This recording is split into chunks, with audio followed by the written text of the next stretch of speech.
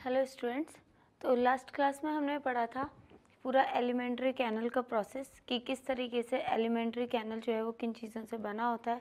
उसके साथ साथ हमने उनके बारे में पढ़ा था, माउथ के बारे में, ईसोफेगस के बारे में, स्टोमक के बारे में, इंटेस्टाइन के बारे में। एंड अलोंग विद दैट हमने लास्ट क्लास में ये भी देखा कि किस तरीके से डाइजेस्टिव ग्लैंड्स जो होते हैं वो कितने टाइप्स के होते हैं और वो क्या क्या सेक्रीट करते हैं।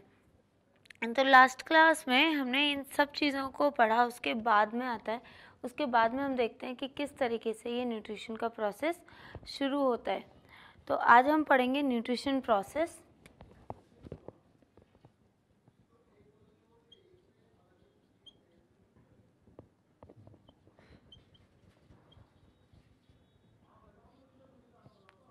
न्यूट्रिशन प्रोसेस में हमने स्टार्टिंग में ही देखा था जनरली कि 5 स्टेप्स का बना होता है।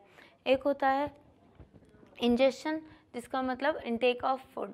डाइजेशन, जहाँ पे सारे भी जो भी लार्ज मॉलिक्यूल्स होते हैं वो ब्रेक हो जाते हैं स्मॉल सब्सटेंसेस में ताकि वो इजीली सॉल्युबल हो जाएं या फिर अब्जॉर्व हो जाएं। Next is absorption. अब्जॉर्प्शन में हमने देखा कि किस तरीके से जितने भी न्यूट्रिएंट्स हैं वो अब्जॉर्व होते हैं, उस पर्टिकुलर प्रोसेस में अब्जॉर्व होते हैं। And next is assimilation. Assimilation में वो सेल्स जो भी अब्जॉर्ब्ड डाइजेस्टेड फूड पार्टिकल्स होते हैं, फिर जो भी अब्जॉर्ब्ड न्यूट्रिएंट्स होते हैं उनको किस तरीके से यूटिलाइज करते हैं। And last part is egestion, जिसमें पूरा जो भी अनडाइजेस्टेड फूड होता है, जो भी वेस्ट फूड पार्टिकल होते हैं वो सारे बाहर निकल जाते हैं। तो there are 5 steps in nutrition process.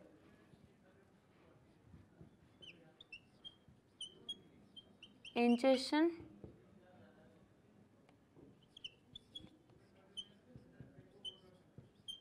digestion,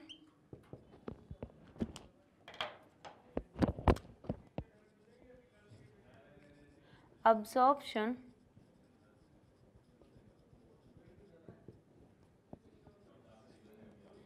assimilation,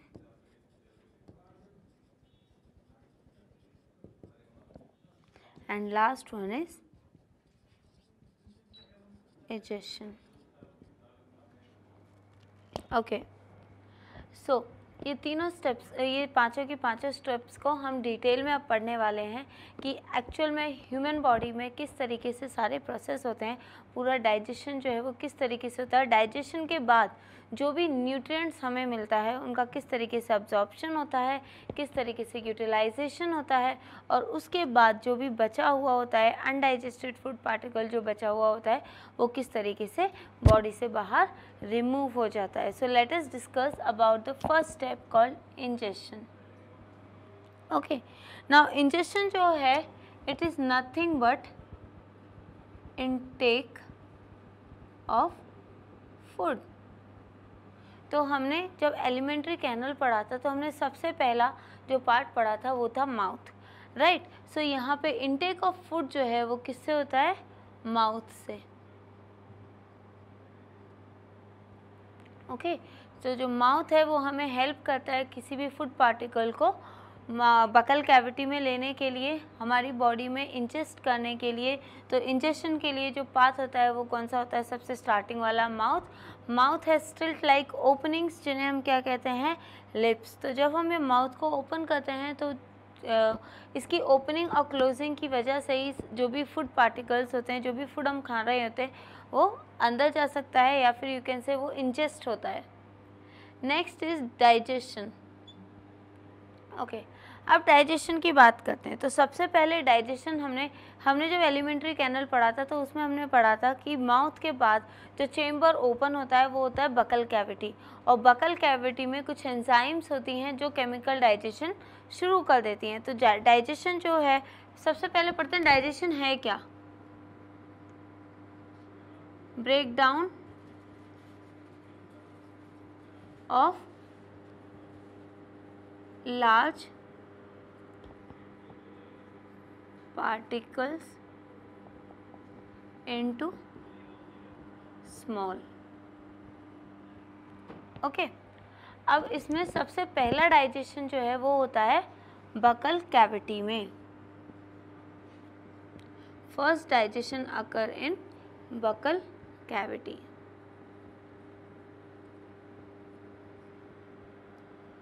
buccal cavity में हमने पढ़ा था कि कुछ सलाइवरी ग्लैंड्स होती हैं। सलाइवरी ग्लैंड्स क्या थी कि वो सेल्स, ग्रुप ऑफ सेल्स जो सलाइवा सेक्रेट करते थे। तो ये सलाइवरी ग्लैंड सलाइवा सेक्रेट करती थी और उस सलाइवा में क्या प्रेजेंट होता है, salivary amylase. Salivary amylase, okay. तो ये सलाइवरी अमाइलेज जो है ये क्या करता है, जो भी हम फूड लेते हैं उसमें स्टार्च को ब्रेक करता है और उसे कन्वर्ट कर देता है माल्टोज में। सो यहाँ पे सलाइवरी अमाइलेज कर क्या रहा है, ये स्टार्च को ब्रेक कर रहा है किसमें, माल्टोज में। तो इसे हम क्या कहेंगे, ये सबसे पहला केमिकल डाइजेशन है जो हमारे माउथ में अकर होता है। Next is mechanical digestion. हमारे माउथ में मैकेनिकल डाइजेशन भी होता है, वो किसकी हेल्प से होता है, टीथ की हेल्प से। जो टीथ होते हैं हमारे माउथ में, वो टीथ उन पर्टिकुलर फूड को ब्रेक कर देते हैं, च्यू कर देते हैं, ग्राइंड कर देते हैं और सलाइवा के साथ अच्छे से मिक्स करने में जो हेल्प करती है वो होती है टंग। तो टंग प्लस टीथ दोनों मिलके फूड को करते हैं masticate. Masticate is nothing but chewing and grinding the food. तो ये दोनों मिक्सिंग, च्यूइंग एंड ग्राइंडिंग जो है वो किसकी हेल्प से होता है, टीथ, टंग एंड सलाइवा की हेल्प से। मैस्टिकेशन के बाद जब स्टार्च ब्रेक हो जाता है तो ये जो फूड पार्टिकल हैं, जो स्मॉल फूड पार्टिकल्स हैं, ये एक बॉल लाइक स्ट्रक्चर फॉर्म करते हैं जिसे हम क्या कहते हैं, bolus.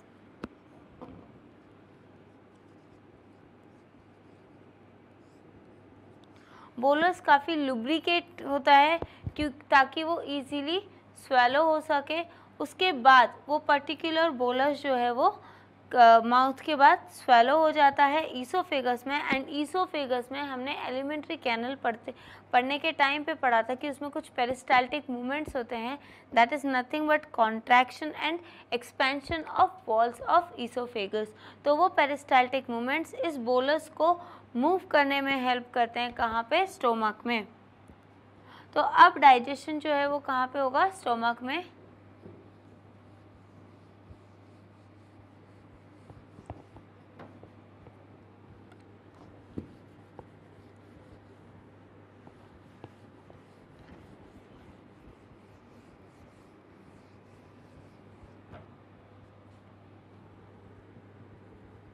Digestion in stomach, okay. तो डाइजेशन इन स्टोमक में देखें तो किस तरीके से, स्टोमक में हमने क्या पढ़ा था कि कुछ गैस्ट्रिक ग्लैंड्स होते हैं जो गैस्ट्रिक जूस सेक्रेट करते हैं। अब उस गैस्ट्रिक जूस में एसिड, हाइड्रोक्लोरिक एसिड भी प्रेजेंट होती है, उसके साथ साथ प्रोटीन ब्रेकिंग एंजाइम्स पेप्सिन भी प्रेजेंट होते हैं। तो इनका रोल क्या होता है, ये किस तरीके से फूड को ब्रेक करते हैं। तो जब वो सेमी डाइजेस्टेड फूड, जब केमिकल डाइजेशन, बकल कैविटी में सिर्फ और सिर्फ स्टार्च का ब्रेकडाउन होता है, ना कि किसी और फूड कंपोनेंट्स का, जैसे कि प्रोटीन हो या फिर फैट हो, उनका बकल कैविटी में कोई डाइजेशन नहीं होता है। तो फिर बाद में वो बोलस जब स्टोमक में आता है तो कम से कम 2 या 3 घंटे तक वो चर्न करता है, वो घूमता रहता है। तो कहीं ना कहीं ये भी एक तरीके से मैकेनिकल डाइजेशन का प्रोसेस है। उसके बाद जो 3 घंटे के बाद जब स्टोमक में जब फूड एंटर करता है तो स्टोमक की वॉल्स जो हैं वो HCl रिलीज़ करती हैं, ठीक है। और जब HCl रिलीज़ होगा तो HCl protein breaking enzyme pepsinogen को पेप्सिन में कन्वर्ट कर देगा। ये क्या करेगा, पेप्सिन को एक्टिवेट कर देगा। पेप्सिन को एक्टिवेट कर देगा और फिर पेप्सिन अपना रोल दिखाएगी और ये जितने भी प्रोटीन्स उस पर्टिकुलर फूड में प्रेजेंट होंगे वो प्रोटीन्स को ब्रेक कर देगी पेप्टोन्स में। Proteins are broken down into peptones. तो इसमें हो क्या रहा है, सबसे पहले प्रोटीन्स का डाइजेशन हो रहा है जब फूड एंटर करता है स्टोमक में तो HCl रिलीज़ होता है। HCl रिलीज़ होने के बाद वो पेप्सिन को एक्टिवेट कर देता है और एक्टिवेटेड पेप्सिन जो है वो प्रोटीन्स को पेप्टोन्स में कन्वर्ट कर देगी या फिर प्रोटीन्स को पेप्टोन्स में ब्रेक कर देगी। अब उसके बाद एक और चीज़ है जिसे हम कहते हैं लाइपेस। लाइपेस एक एंजाइम है जो लिपिड पे एक्ट करती है। तो लाइपेस जो है वो स्मॉल अमाउंट में रिलीज होती है स्टोमक में, ना कि लार्ज अमाउंट में। तो ये लाइपेस जो है, ये लाइपेस क्या करेगा उसके बाद, ये लाइपेस जो है लिपिड को ब्रेक कर देगा इनटू स्मॉल ग्लोबुलेट्स।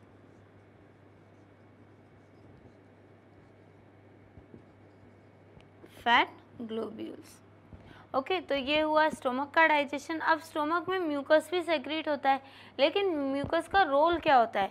अब म्यूकस जो है जब HCl सेक्रेट होता है तो ये एसिडिक होता है, और एसिडिक मीडियम जो है वो हमारे स्टोमक के लिए, स्टोमक की वॉल्स के लिए थोड़ी डेंजर होती है। तो म्यूकस जो है वो एक स्टोमक की वॉल पे एक लेयर फॉर्म करता है ताकि एसिड जो है वो हमारी स्टोमक की वॉल को डैमेज ना कर सके। अब यहाँ पे जब पूरे फूड का डाइजेशन हो जाता है तो वो फूड फिर बाद में स्टोमक से स्मॉल इंटेस्टाइन में एंटर करता है in the form of chyme, in the form of crime.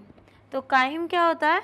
जब फूड डाइजेस्ट हो जाता है स्टोमक में और जब वो एंटर कर रहा होता है स्मॉल इंटेस्टाइन में, स्मॉल इंटेस्टाइन के फर्स्ट पार्ट में, ड्यूओडेनम में, तो उस टाइम पे उस पर्टिकुलर फूड पार्टिकल को हम क्या कहेंगे? Chyme. Next is digestion in small intestine.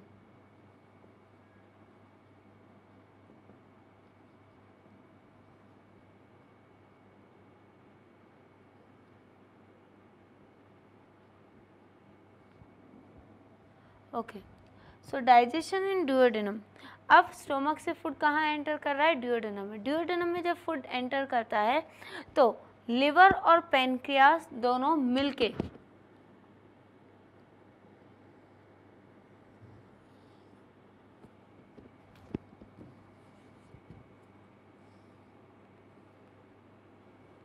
ये लिवर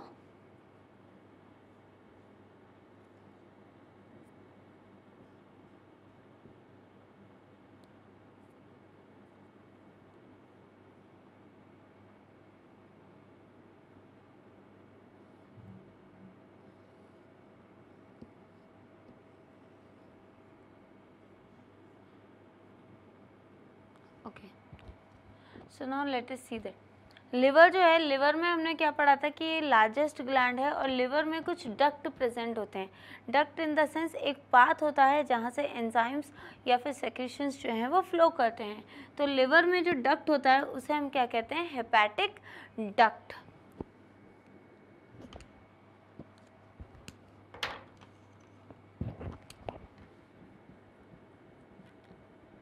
हेपेटिक डक्ट।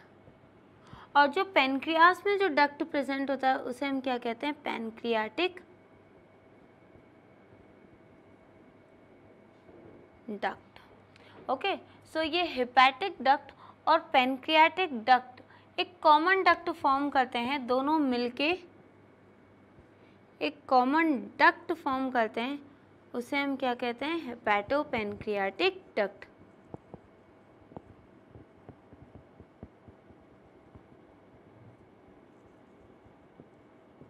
अब इन डक्ट का रोल क्या होता है? तो मैंने आपको बताया था कि स्टोमक से जब फूड एंटर करता है स्मॉल इंटेस्टाइन के फर्स्ट पार्ट ड्यूओडेनम में, और ये वाला पार्ट कौन सा है? ये है ड्यूओडेनम, ये जिसमें ओपन होते हैं, ये कौन सा है? ये है ड्यूओडेनम।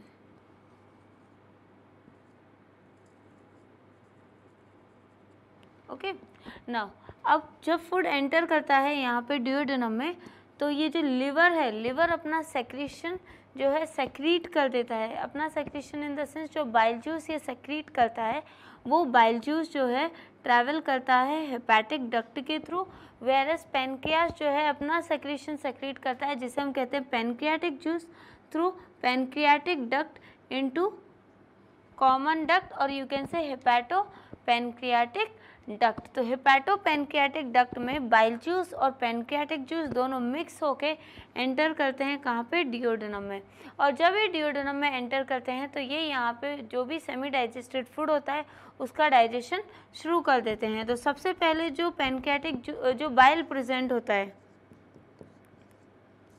बाइल का काम क्या होता है, बाइल जूस का काम क्या होता है, एमल्सिफाई द फैट।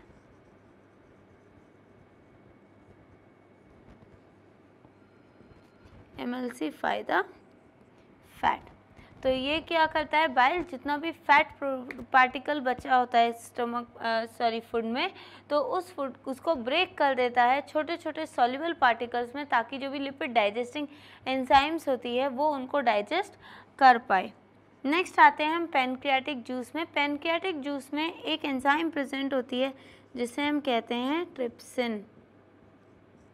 ट्रिप्सिन जो है ये एंजाइम प्रोटीन को ब्रेक करती है। तो प्रोटीन जो है किस में ब्रेक हो जाता है, ऑलरेडी पेप्टोन्स में। अब जो पेप्टोन्स होते हैं जब ये डिओडेनम में एंटर करते हैं तो ये ब्रेक हो जाते हैं पेप्टाइड्स में।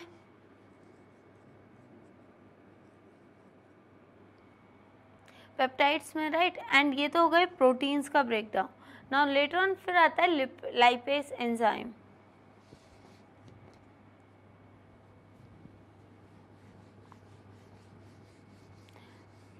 लाइपेज एंजाइम जो है ये डाइजेस्ट करती है जो भी फैट, जो भी एमल्सिफाइड फैट होता है उसको। डाइजेस्ट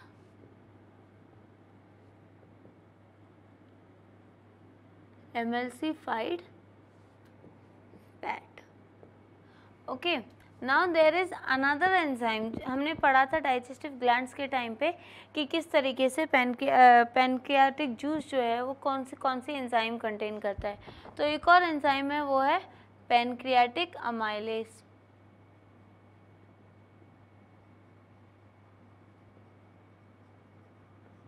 पेनक्रियाटिक अमाइलेज क्या करती है, ये जो भी स्टार्च बचा होता है उस स्टार्च को ब्रेक कर देती है। Break the remaining starch. Okay, अब आप सोच रहे होंगे कि ये स्टोमक में डाइजेस्ट क्यों नहीं हुआ, क्योंकि स्टोमक में भी एक्चुअली होता क्या है कि स्टोमक में जब पूरा फूड एंटर करता है, जो भी सेमी डाइजेस्टेड फूड जब बकल कैविटी से स्टोमक में एंटर करता है, तो जो वो एसिडिक मीडियम होता है वो acidic medium starch digestive enzymes को इनएक्टिवेट कर देता है, उनके ब्रेकडाउन को रोक देता है। तो उसकी वजह से स्टार्च का डाइजेशन जो है वो कभी स्टोमक में नहीं होता है। स्टार्च का डाइजेशन आइदर बकल कैविटी में होता है या फिर स्मॉल इंटेस्टाइन के डिओडेनम में। ओके, तो ये डाइजेशन हुआ कहाँ पे, स्मॉल इंटेस्टाइन के फर्स्ट पार्ट डिओडेनम में। अब यहाँ पे भी कुछ थोड़ा एग्जैक्ट जो लास्ट में जो हमें प्रोडक्ट चाहिए वो प्रोडक्ट अभी हमें यहाँ पे मिला ही नहीं है, तो ये डाइजेशन जो है वो अभी इनकम्प्लीट है। तो फिर जो बचा हुआ जो भी सेमी डाइजेस्टेड फूड है, जो भी और भी बचा हुआ डाइजेस्टेड फूड है, जब ये इलियम में एंटर करता है, डाइजेशन इन इलियम।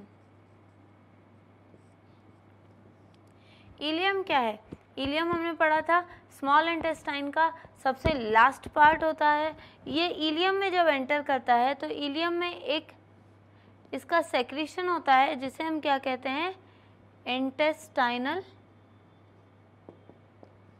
जूस और succus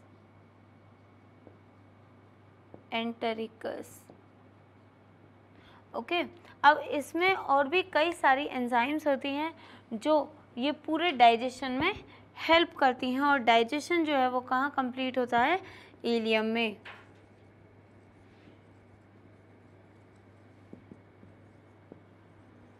digestion is completed here. तो इलियम जो है वहाँ पे डाइजेशन पूरा कंप्लीट होता है।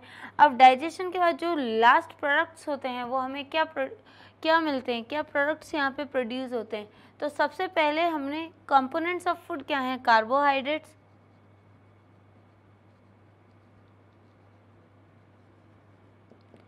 राइट। तो कार्बोहाइड्रेट्स में जो भी कार्बोहाइड्रेट हम लेते हैं, तो एग्जाम्पल स्टार्च जो हमने लिया था, स्टार्च जो है वो धीरे धीरे ब्रेक होके कम्प्लीटली डाइजेस्ट होके वो एंड प्रोडक्ट क्या प्रोड्यूस करता है, ग्लूकोज। Next proteins. प्रोटीन्स में हमने देखा कि जितनी भी प्रोटीन्स हैं वो protein breaking enzyme pepsin trypsin से ब्रेक हो जाती हैं, डाइजेस्ट हो जाती हैं, और डाइजेशन के बाद जो हमें एंड प्रोडक्ट प्रोटीन से मिलता है वो है अमीनो एसिड। एंड फैट जो हम कंज्यूम करते हैं उस फैट का एंड प्रोडक्ट होता है फैटी एसिड एंड ग्लिसरॉल। तो यहाँ पे ये पूरा डाइजेशन कंप्लीट होता है। तो डाइजेशन का प्रोसेस जो है वो हमने कहाँ से देखा था, बकल कैविटी से। तो बकल कैविटी में सबसे पहले डाइजेशन होता है किसका, स्टार्च का, with the help of salivary amylase enzyme. और सलाइवरी अमाइलेज एंजाइम कहाँ प्रेजेंट होती है, सलाइवा में। लेटर ऑन हमने देखा कि किस तरीके से बोलस फॉर्मेशन के बाद फूड जो है वो कहाँ एंटर करता है, स्टोमक में। और स्टोमक में जब वो एंटर करता है तो सबसे पहले ऐसे जो HCl है वो सेक्रीट होती है, और HCl protein breaking enzyme pepsin को एक्टिवेट कर देती है। और जब पेप्सिन एक्टिवेट हो जाती है तो वो प्रोटीन्स को ब्रेक करती है किसमें, पेप्टोन्स में। उसके साथ साथ यहाँ पे स्टार्च का डाइजेशन जो है वो स्टॉप हो जाता है, रुक जाता है, क्योंकि HCl अब जो है एसिडिक मीडियम क्रिएट कर देती है, और एसिडिक मीडियम जो है स्टार्च डाइजेस्टिंग एंजाइम्स को इनएक्टिवेट कर देता है। अब कुछ थोड़े अमाउंट में लाइपेज भी प्रेजेंट होता है, और वो लाइपेज जो है वो थोड़े बहुत लिपिड्स को या फिर थोड़े बहुत फैट मॉलिक्यूल्स को डाइजेस्ट कर देता है। उसके बाद में सारे डाइजेशन, प्रोटीन, कार्बोहाइड्रेट सारे डाइजेशन होने के बाद में एक काइम फॉर्म होता है, और वो काइम जो है एंटर करता है ड्यूओडेनम में। और जब वो ड्यूओडेनम में एंटर करेगा तो जो लिवर का सेक्रेशन है जिसे हम बाइल जूस कहते हैं, और पेनक्रियास का सेक्रेशन पेनक्रियाटिक जूस जो है वो दोनों एंटर करते हैं किसमें, ड्यूओडेनम में, with the help of hepatopancreatic duct. Hepatopancreatic duct वो डक्ट है जो कॉमन पैसेज है लिवर सेक्रीशन और पेनक्रियाटिक सेक्रीशंस के लिए। अब ड्यूओडेनम में सबसे पहले डाइजेशन किसका होता है, लिपिड्स का। तो इसमें क्या होता है, जो बाइल होता है वो फैट को इमल्सिफाई कर देता है। इमल्सिफाई मतलब उसको स्मॉल सब्सटेंसेस में ब्रेक कर देता है ताकि वो इजीली लाइपेज से डाइजेस्ट हो पाए। उसके बाद ट्रिप्सिन एंजाइम जो पेनक्रियाटिक जूस में प्रेजेंट होती है, ट्रिप्सिन प्रोटीन्स को पेप्टाइड्स में कन्वर्ट कर देती है। उसके बाद जो है लाइपेज एंजाइम जो भी एमल्सिफाइड फैट होता है उसको डाइजेस्ट कर देते हैं, एंड उसके साथ साथ पेनक्रियाटिक अमाइलेज जो भी रिमेनिंग स्टार्च होता है, जो भी बचा कुचा स्टार्च होता है उसको डाइजेस्ट कर देते हैं। अब यहाँ पर भी कंप्लीट डाइजेशन नहीं होता है, क्योंकि कुछ एंजाइम्स हैं जैसे कि एग्जाम्पल स्टार्च में पहले डाइसैकेराइड फॉर्म होता है, फिर मोनोसैकेराइड फॉर्म होता है। तो जो सिंपल शुगर का फॉर्मेशन है, जो एंड प्रोडक्ट हैं, वो हमें कहाँ मिलते हैं, इलियम में। और इलियम में एक ऐसा जो सेक्रेशन होता है उसे हम कहते हैं इंटेस्टाइनल जूस। इंटेस्टाइनल जूस का दूसरा नाम है सक्कस एंटेरिकस। इसमें और भी बहुत सारी एंजाइम्स होती हैं जो वो क्या करती हैं, पूरे डाइजेशन को कंप्लीट कर देती हैं। और जो भी प्रोडक्ट्स हम कंज्यूम करते हैं, जो भी फूड के कंपोनेंट्स हम कंज्यूम करते हैं, उनके एंड प्रोडक्ट हैं कार्बोहाइड्रेट्स जो है वो ग्लूकोज में कन्वर्ट हो जाता है, प्रोटीन्स अमीनो एसिड्स में कन्वर्ट हो जाती है, और फैट जो है वो फैटी एसिड एंड ग्लिसरॉल में कन्वर्ट हो जाता है। तो आज की क्लास में यहीं तक पढ़ेंगे। नेक्स्ट क्लास में हम देखेंगे कि किस तरीके से ये पूरा डाइजेस्टेड फूड है वो किस तरीके से अब्जॉर्ब होता है with the help of small intestine, and साथ के साथ यूटिलाइजेशन उसका कैसा होता है, और यूटिलाइजेशन के बाद जो भी अनडाइजेस्टेड फूड बचा हुआ होता है वो किस तरीके से बॉडी से बाहर जाता है, उनका सारा प्रोसेस हम नेक्स्ट क्लास में देखेंगे।